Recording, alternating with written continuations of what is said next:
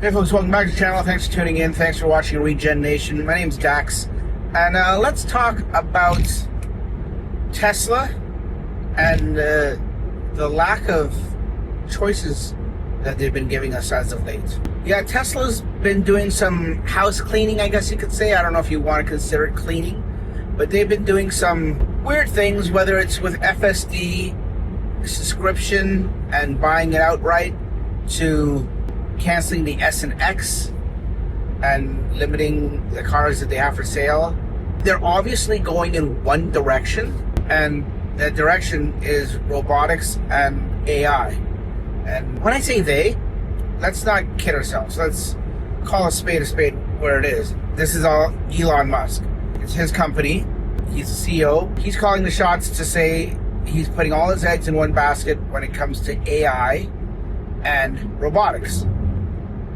I think personally he's just bored of cars. He's seen that it's hard. He's done it because it was hard and it was a challenge for him. He's done it, and now he's moved on. He's bored. It's like those people that they are up for a challenge, and because it's a challenge and because it's difficult, they have the drive to do it even more.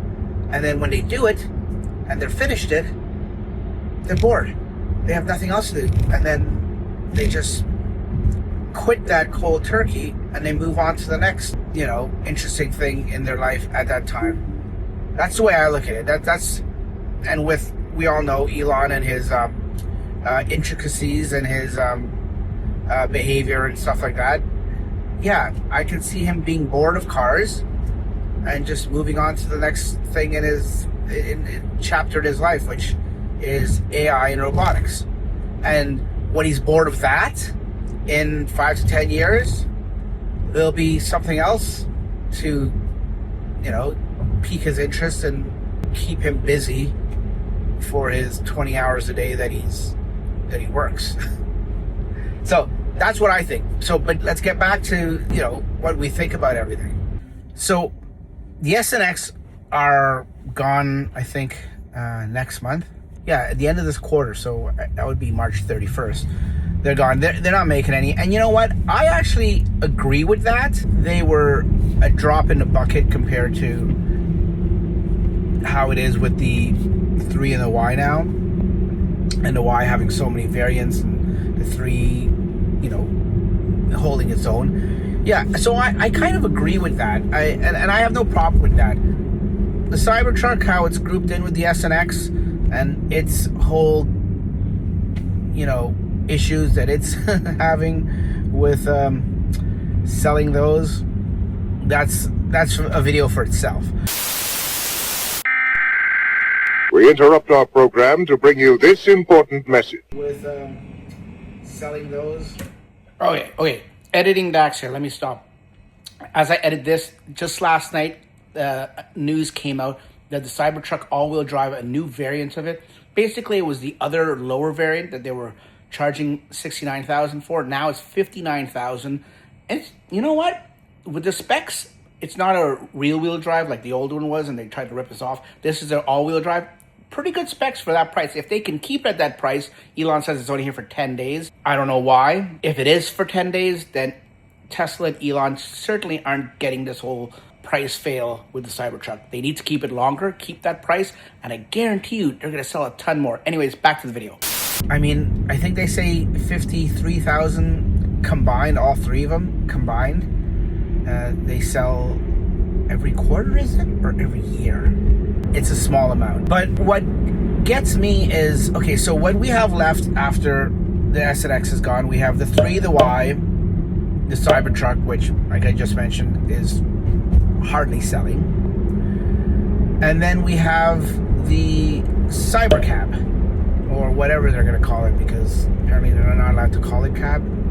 I don't know. Anyways, so they've got that. And that, we know, that's not going to be... They say they're going to sell it to us, but it's going to be... Like, you can't drive it around. It'll drive you, if you believe Elon. And it'll be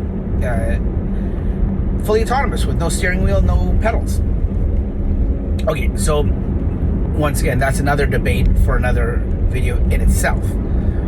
Or not a debate, but a topic that we can discuss and talking about. But just those four. Now, like I said earlier, I like the fact that Y has its choice of variants that it's got, which is good. And sooner or later, they're going to get the YL here in North America and in Europe, and that'll help. And I think that'll push sales a lot. Now that Toyota's come out with a third row 7-seater Highlander, or 6-seater. Anyway, the third row Highlander that's fully electric. No price on that yet, and that's another video for itself too. All these videos I have in my head.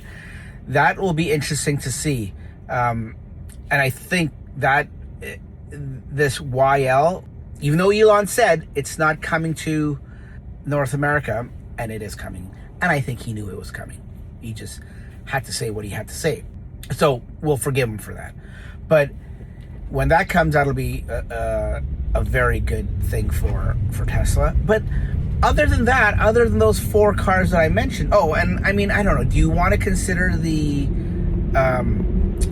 semi or semi-truck or semi? Is it semi or semi? Anyways, the truck, the Tesla semi. Do we consider that as a production vehicle, even though it is in full production and everything? But it's not a car, it's not even a car, it's a truck. It's not something that everyone buys. So let's leave that out for now. I feel like I'm forgetting a vehicle, but no, there really is only four, because the S and X. But it feels so, the list feels so short. But anyways, that's what it is. And they've come out and said they're not making any more, they're not adding any more vehicles to the lineup anytime soon. So, or I don't even think they said the anytime soon. They just said they're not making any more. Sorry, I'm gonna go into FSD here. Which really annoys me, but also disappoints me at the same time, because they're good at making vehicles. They've got production down. They've changed the industry in their approach to production and manufacturing. They've done a good job in the 15 years they've been doing it and making a profit and stuff like that. So yeah, I think that they should continue doing it and make different vehicles, because people would love to have different vehicles, whether it's another. Remember, Elon did say that if the Cybertruck didn't sell well, they may, and I know he said may, but they may bring out a more traditional pickup truck. We'll never see that. That will never come. I don't think he was lying at the time. I think he was honest, but this was Elon before AI, Elon before robotics, like when he actually cared about and was still interested in cars. Left lane blocked ahead. He's not anymore. Sorry, that's Waze, if you heard that. So there's that. That's disappointing. And then there's also the fact that FSD. Now that, once again, I get why he's doing this, but it still can annoy me. Even though I get it, it can still annoy me at the same time. He's doing it because it's one of those tranches in this new pay package that he has to have. He has to have 10 million active subscriptions in a 3-month period, straight 3-month period, and he has to have that. So of course he's going to get rid of buying it outright and turn it to subscription only. And it's probably better off for most people anyways, and then it solves so many problems that they've had right now. So like from that aspect, I get it too. Just the fact that he's doing it, or they're doing it, and then when we realize that it's tied into his pay package, I'm sure it irks you and it irks me, and it's annoying, because what's going to go away, which I don't think should be tied to it, but it is tied to it, is FSD transfers. He's never liked that from day one, and every time he's asked about it publicly, he's always reluctant. Either he comes out and says no, and then after he does it reluctantly for limited period of time, and that limited period of time probably started about 2-3 years ago when he first started saying that he was going to do it, and now it's continuously happening, which is good, because I think transfers should take place when you're spending so much money for software and you're helping a company by being an early adopter for one, and getting the car and getting the software, and then helping a company by buying another product and trading in your other one, or just buying another product. I think the consumer, us, the Tesla fans, should have a right to transfer what you've spent your own hard money for, because it was never clearly laid out whether it was tied to the car or tied to the account. We know at the end of the day it's tied to the account, but it should have been tied to, in my opinion, it should have been tied to the person, to the account, and not to the car. But that's a debate for another time. Actually, that's not even a debate, because they've settled that debate. It's not going to be for sale anymore, and it's just be subscription. So they've alleviated that problem by saying, you know what, no more problem, we're not having it where you buy it, so it doesn't have to be debatable whether it's tied to you or to the car. You just get it. So basically they're saying it's tied to you because you decide when you want to buy it. And he has come out and said it's going to go up in price. Now, he's come out and said everything's going to go up in price. FSD was always going to go up in price. And it did. And he made it sound like it was going to go up because your car was going to go up in price with FSD. That was all those stupid promises and pipe dreams he had back in the day. He's gotten a lot better with it now. I think $99 is the threshold. I think they charge anything more than that, he's going to really hurt himself for this pay package, because he's not going to get the subscribers he thinks he is. Even when it's done and it's fully autonomous, I still think more than $100 a month is, and call me cheap if you want, I don't care, but I'm not looking at it from a cheap, frugal standpoint. I'm looking at it as a shareholder. I'm looking at it in terms of business sense. Are they going to sell to other people, to other customers? Are customers willing to pay? Let's face it, customers in this day and age, whether it's Tesla customers or just consumers in general, in this day and age, when it comes to subscriptions, they're definitely subscription fatigue in our society today. Everything is a subscription. I mean, yeah, some car companies are worse. Don't get me wrong.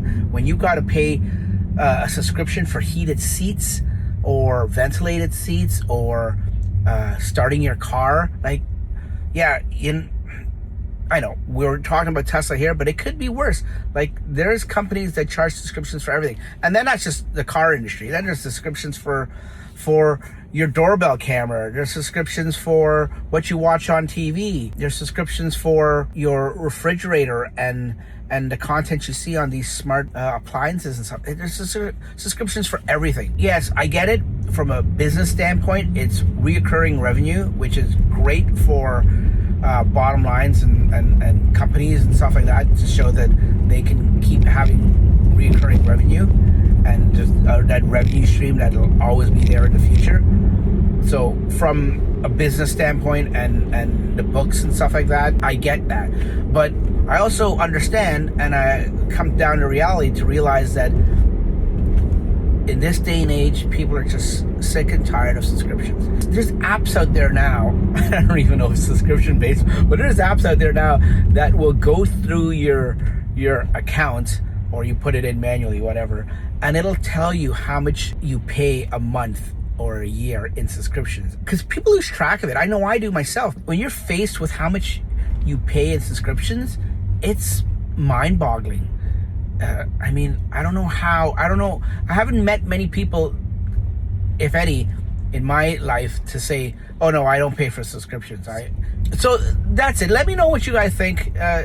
In all my videos, I'm always open for discussion down in the comments below. Let me know what you think of getting rid of the S and X, for one, getting rid of the cars, not getting rid of the cars, getting rid of the cars and eliminating the S and X, but also the fact that they're not going to be making any new models, and this whole FSD subscription based thing, and how they're not letting you outright buy FSD anymore. Let me know down in the comments below what you guys think, and we will continue this, because I don't want to make this video too long. We can continue this discussion down below. Thanks for watching. Talk to you later. Bye-bye.